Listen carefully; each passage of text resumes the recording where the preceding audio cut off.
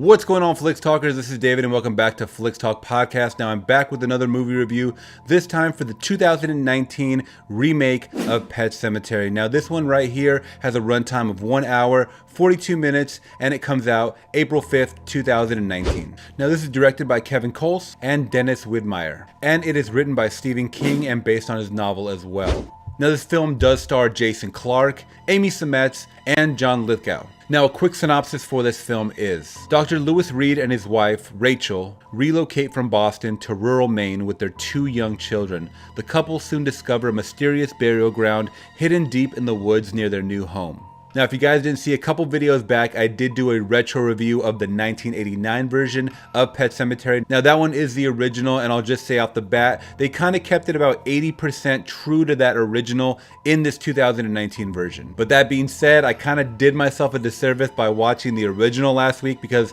I found myself just really comparing all throughout the movie, scene by scene, character by character, and I kind of messed myself up. So what I would suggest is kind of going in this with a fresh pair of eyes, and then maybe going back to that old retro review that I did, watch that, watch the original, and then kind of compare the two after the fact. Alright guys, so all of that out of the way, one of my big likes for this film was the very loving relationship and dynamic between the husband and the wife. Now, if you guys saw my retro review, that was a huge dislike of mine. I felt like the couple was not really an actual couple or someone that's even been together for a couple of years.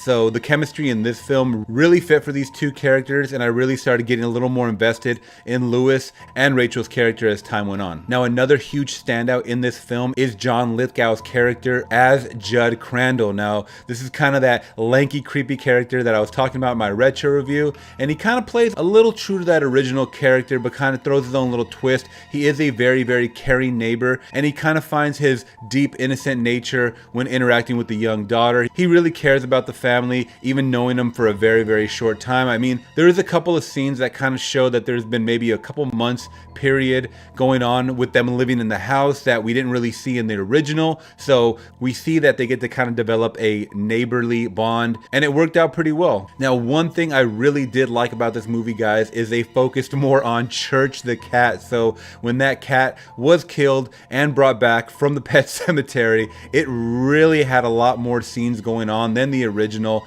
with Church the cat. And I kept telling myself, and I really got to go see some behind the scenes or something, how did they do this with this cat? They made this cat kind of have a lazy eye or droopy eye. It looked like it was injured and sliced down, the front of its face. And I was just wondering how they were able to train this cat so well to kind of just sit in one spot for long periods of time or just kind of react. And it was really cool. And I like seeing that creepiness brought into this whole Pet Sematary realm. Now, though it kind of kept true to the original story, I just started asking myself why. I mean, why would you start going deeper into the woods, just kind of knowing that creepiness is out there and there's danger out there, and why would you just kind of get involved with this urban legend? But I mean, it is kind of, for movie's sake, but Jason Clarke really kind of held it together, and he was someone that at first I didn't really get too invested with until things started happening. He started falling more and more under the spell of Pet Sematary, and you can kind of see his emotions just start to change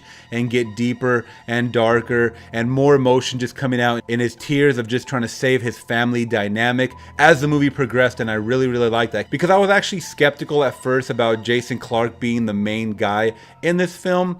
I had seen him in Winchester, and I thought he did a pretty good job in that one, but I thought he would have been more typecasted in these kind of creepy, roles where we don't get to see him too much. And I heard he was in that movie Serenity that came out with Matthew McConaughey and Anne Hathaway that did terribly. So I was like, okay, he's not on a winning streak, but he's always someone that's kind of been a side character to me. So it was actually cool to see him in the forefront, because I thought he really brought it, especially towards the end of the movie. And I thought that was a huge part of me just kind of staying entertained and glued to watching what I was watching. All right, now it's not really too much of a spoiler, guys, but if you guys have seen the trailer, you know that instead of the little boy getting hit in the movie, like in the original, it's the girl that gets hit by a semi truck and eventually thrown into the ground, and she gets brought back. I mean, that's unfortunately we get to see all that in the trailer, and that is kind of one of my gripes, is kind of how all that played along. She did her best.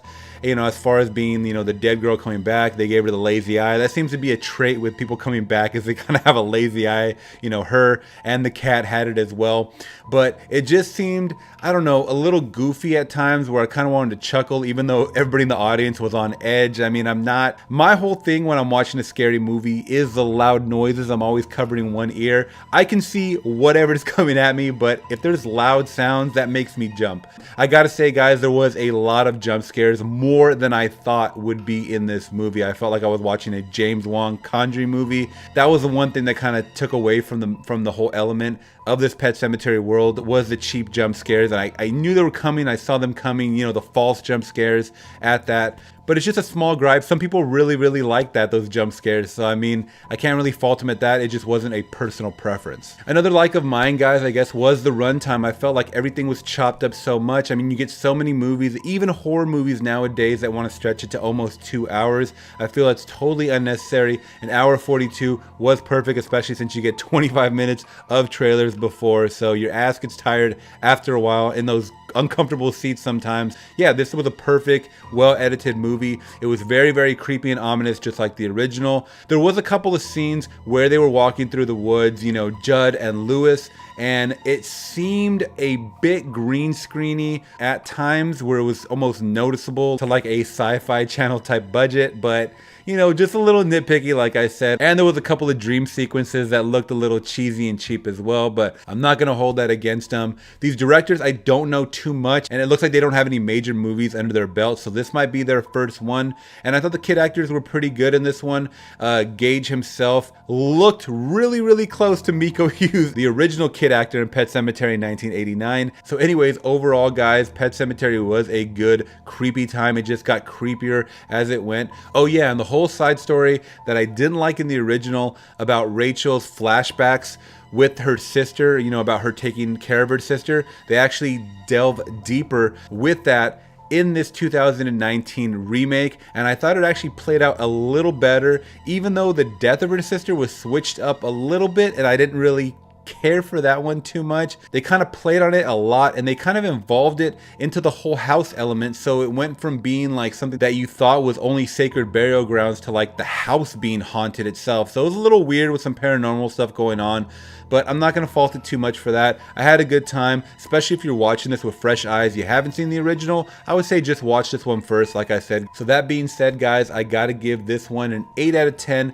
saying it's awesome. I'm probably going to watch it again to catch a couple more details, or watch it with friends. And yeah, it wasn't too bad. Jason Clarke definitely shines, and I hope to see him in more leading roles like this. All right, guys, let me know if you guys did like this video by smashing that like button, and make sure you guys are subscribing and hitting that bell notification to get notified about content like this on the regular. All right, guys, thank you so much. I'm gonna leave all my social medias down below so you guys can follow me on Twitter and Instagram. Let's get a dialogue started in that comment section. All right, guys, thank you so much for checking out my video. Till next time, I'm gone. Peace.